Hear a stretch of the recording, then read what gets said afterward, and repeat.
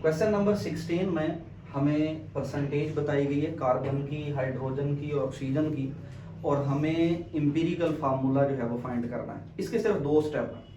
पहले में हम इसी परसेंटेज को यूज करके फाइंड करेंगे number of moles of element, मतलब हम नंबर ऑफ मोल्स कार्बन के फाइंड करेंगे, हाइड्रोजन और ऑक्सीजन के फाइंड करेंगे। मतलब हमें ये सीखना है कि हम परसेंटेज से नंबर ऑफ मोल्स या नंबर ऑफ ग्राम एटम जिन्हें हम कहते हैं वो कैसे फाइंड करते हैं।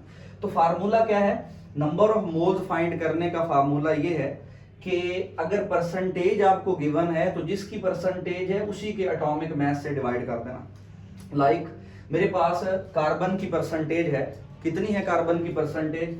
ये है 38.1।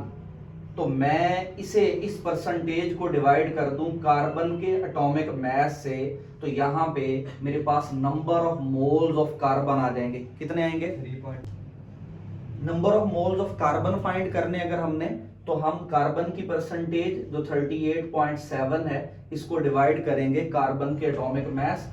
फार्मूला हमारे पास क्या है? Percentage over atomic mass. तो इसी तरह यहां पे हम इसका आंसर निकालेंगे, कितना होगा?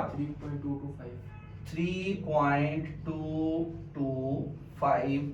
ये हमारे पास क्या आगे वाला नंबर ऑफ मोल्स आ गए। परसेंटेज से मोल्स में जाना क्या है?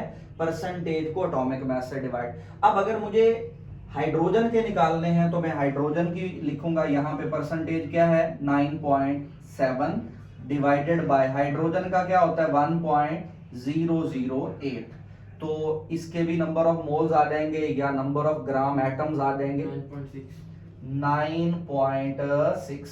और ऑक्सीजन के नंबर ऑफ मोल्स अगर हमने निकालने हैं तो ऑक्सीजन की परसेंटेज है 51.6 जो कि परसेंटेज है, और इसे मैंने डिवाइड करना है ऑक्सीजन के एटॉमिक मास से, तो मेरे पास आंसर आएगा 3.225।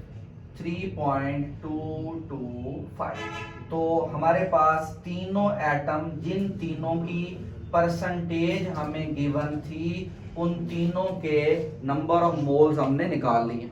अब ना मैंने ये देखना है कि इन तीनों में सबसे थोड़े मोल्स किसके हैं, smallest number of moles.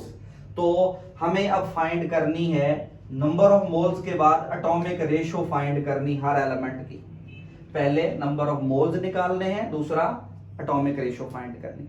Atomic ratio निकालने का तरीका यह है, जो नंबर ऑफ मोल्स हैं ना, आप उनको डिवाइड करोगे सबसे थोड़े आंसर से। इन तीनों में अगर देखें तो ये वाला और ये वाला, ये क्या है भला? ये स्मॉलेस्ट नंबर ऑफ मोल्स हैं। तो मैं क्या करूंगा, जो मेरे पास पहला है ये 3.225, इसको मैं इसी से 3.225 से डिवाइड करूंगा तो मेरे पास आंसर आ जाएगा 1। इसी तरह हाइड्रोजन के लिए मेरे पास नंबर ऑफ मोल्स ऑलरेडी हैं 9.6, इसे मैं डिवाइड करूंगा 3.225 से, तो मेरे पास आंसर क्या आएगा? 3। और अगर मैं लास्ट पे देखूं तो ये भी 3.225, इसको भी डिवाइड करना है 3.225 से, तो यहां पे भी 1। तो कार्बन के सामने 1, हाइड्रोजन के सामने 3 और ऑक्सीजन के सामने 1। ये ऑलरेडी होल नंबर्स में है, तो यहीं से हमें क्या मिल जाएगा? Empirical formula. लाइक मैं कार्बन के सामने लिखूंगा क्या भला? कार्बन के सामने ये 1 लिखें या ना लिखें, और हाइड्रोजन के सामने लिखूंगा 3, ऑक्सीजन के सामने लिखूंगा 1, मतलब CH3O।